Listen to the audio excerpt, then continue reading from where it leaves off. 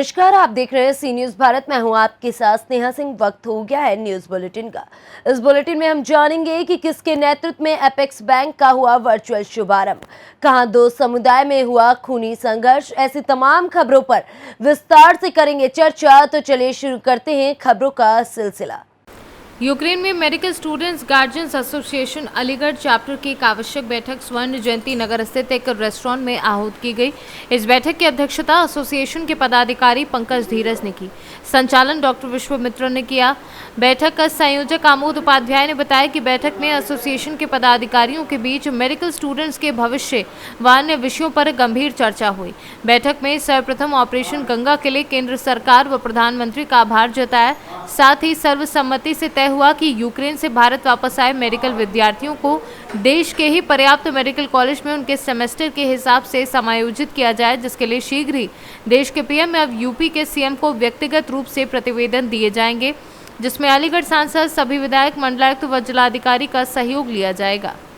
मेरा नाम सुधा सिंह है और मेरी बेटी कीव में पढ़ रही थी यूक्रेन में, और वो राजी खुशी मतलब आ गई इंडियन सरकार की वजह से, और अब हमें उसकी भविष्य की चिंता है।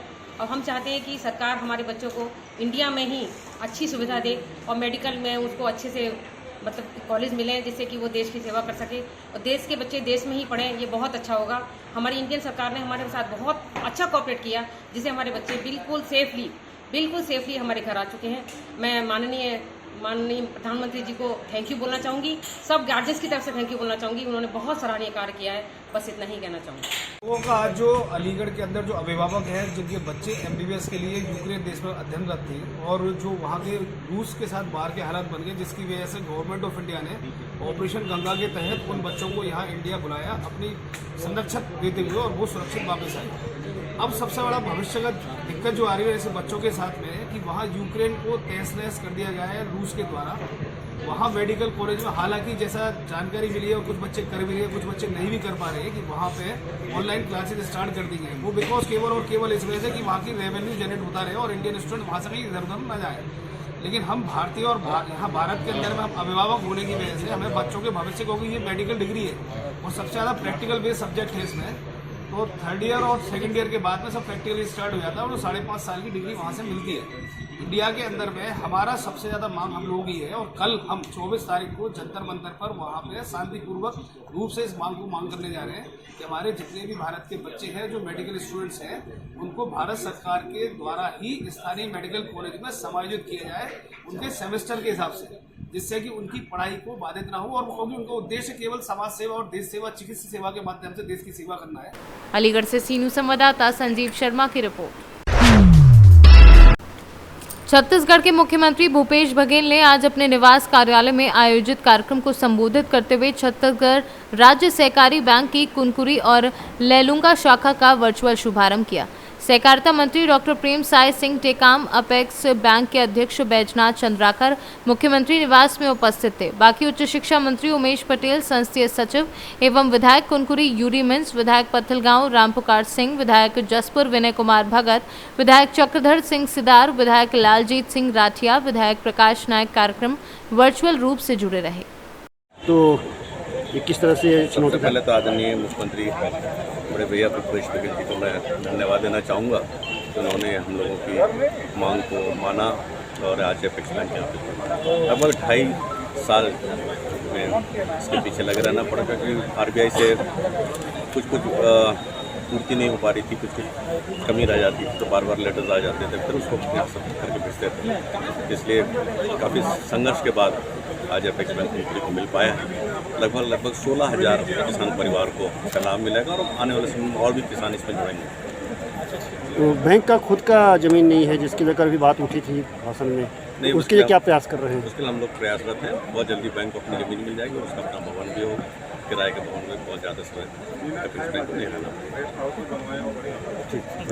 जी सर, इसमें किसानों को बहुत राहत मिला। पहले जसपुर जाते थे, जैसे हाथीबेड़ के किसान भाई ये जाते थे जसपुर, तो 100 किलोमीटर पड़ता था, सुबह जाते थे और शाम को वापस आते थे। इस प्रकार से उनको काफ़ी राहत मिला और लोगों में बहुत खुशी हुई कि यहाँ कुनकुरी ब्रांच खुल गया और लोगों के हित के लिए अच्छा हुआ है, सब बहुत पसंद है। और हम विशेष धन्यवाद देते हैं भूपेश बघेल, छत्तीसगढ़ शासन और यूडीमिज और हमारे सभी मुख्यालय के बैजनाथ चंद्राकर जो हमारे अध्यक्ष हैं और एमडी साहब केन कांडे, इन सबको मैं बहुत धन्यवाद करता हूं कि यहाँ की जनता के लिए इसका शुभारंभ करके बहुत बड़ा इतिहास रचा है, इसलिए मैं धन्यवाद करना चाहता हूँ। इनको सबसे किसानों को मतलब मुख्य रूप से क्या चीज़ का कितना लाभ मिलेगा इसमें? मुख्य रूप से जसपुर से सी न्यूज़ संवाददाता दीपक वर्मा की रिपोर्ट। कस्बा बार के तुर्गा तिगैला के आगे एक सुनसान जगह पर दोस्त ने दुश्मन बनकर दोस्त पर कई चाकू से वार किए। एक युवक खून से लथपथ पड़ा था, जिसकी गर्दन को चाकू से कटा देखा तो वहीं पेट पर कई बार वार किए। वहीं पुलिस ने पूरे घटनास्थल की जानकारी ली और तत्काल घायल को सामुदायिक स्वास्थ्य केंद्र बार भेजा, जहां से उसे मेडिकल कॉलेज झांसी के लिए रेफर कर दिया गया है। ललितपुर से सी न्यूज़ संवाददाता जितेंद्र यादव की रिपोर्ट। कान्य कुब्ज वैश्य हलवाई समाज द्वारा सुगौली में श्री सती दादी एवं मोदन सेन महाराज पूजनोत्सव धूमधाम से संपन्न हुआ। कार्यक्रम में कई जिलों से हलवाई समाज के हजारों की संख्या में पुरुष, महिलाएं, युवा, युवतियां शामिल हुए। मौके पर हलवाई समाज के लोगों ने अपने कुल देवता के पूजा अर्चन किया और उनके नारे लगाए। विधि विधान पूजन के बाद श्रद्धालुओं ने सती दादी एवं मोदन सेन महाराज की पूजा अर्चना की। पूजन के बाद उपस्थित लोगों के बीच प्रसाद वितरण भी किया गया। पूजनोत्सव समारोह में विभिन्न हिस्सों से आए श्रद्धालुओं ने अपने कुल देवता को याद किया और इसको लेकर श्रद्धालुओं में काफी उत्साह देखा गया। मोतिहारी से सी न्यूज़ संवाददाता वीरेंद्र कुमार गुप्ता की रिपोर्ट। इलाज के दौरान आदिवासी समुदाय के एक और व्यक्ति की मौत हो गई। भोपाल के हमीदिया अस्पताल में हरि सिंह आदिवासी की मौत। होली के शाम विवाद हुआ था दोनों पक्षों में। जोथारी प्रतापगढ़ के पास खमरिया गांव का मामला था। वहीं घटना में पहले एक की मौत हुई थी और वहीं 40 से अधिक लोग घायल हुए थे। सीएम शिवराज सिंह चौहान ने मृतक सहित घायलों को मुआवजे देने के ऐलान। वहीं इस घटनाक्रम से विपक्ष में वार पलटवार का दौर भी लगातार जारी है। एक और मृत की जानकारी आ रही है, क्या है सर पूरा मामला और कब हुई इसकी मौत? ये 18 मार्च को खमरिया में दो समुदाय के बीच में जो विवाद हुआ था, उसमें एक व्यक्ति की उस वक्त मृत्यु हो गई थी और करीब 40 लोग घायल थे। उनमें से 3 गंभीर रूप से घायल थे। उन गंभीर घायलों में से एक हरि सिंह का इलाज हमीदिया भोपाल में चल रहा था। काफ़ी प्रयास किया गया उन्हें बचाने के लिए, हर संभव ट्रीटमेंट दिया गया, परंतु उनको चोटें बहुत ही इंटरनल और गंभीर थी। इस कारण से जो है तमाम उपचार के उपरांत भी देर रात उनको नहीं बचाया जा सका और उनकी मृत्यु हो गई है। आज पीएम के बाद में उनके सबको परिजनों को सौंप दिया जाएगा और चैनपुर गांव में उनका अंतिम संस्कार कराया जाएगा। आज इस दुखद घटना के बाद आपका शलवानी दौरा रहा, क्या चीज़ रही, क्या उद्देश्य रहा आपको? अभी माननीय एडिशनल एसपी साहब से आपकी चर्चा भी हुई, क्या बिंदु रहे? मैं इंद्रपाल मरकाम, जयस प्रदेश अध्यक्ष मध्य प्रदेश। जिस प्रकार से विगत दिनों में जो अप्रिय घटना यहाँ घटी है, उसी के संबंध में अपने लोगों के जो पीड़ित परिवार है, उन पीड़ित परिवारों से एक मुलाकात का कार्यक्रम मैंने रखा है, क्योंकि वो हमारे समाज के लोग हैं और हम आशा करते हैं कि जिस प्रकार से पुलिस प्रशासन। रायसेन से सी न्यूज़ संवाददाता राजेश साहू की रिपोर्ट। आज विश्व क्षय रोग दिवस पर जिलाधिकारी संजीव सिंह की अध्यक्षता में कलेक्ट्रेट सभागार में जनपद के क्षय रोगियों को गोद लेने की प्रक्रिया का प्रारंभ किया गया। जिलाधिकारी ने कहा कि जनपद में टीबी उन्मूलन की दिशा में प्रभावी कार्यवाही की जा रही है। उन्होंने निर्देशित करते हुए कहा कि गोद लिए हुए टीबी मरीजों का समय समय पर हालचाल लेते हुए उनकी मॉनिटरिंग करते रहें व यथासंभव न्यूट्रिशन भी उपलब्ध कराया जाए।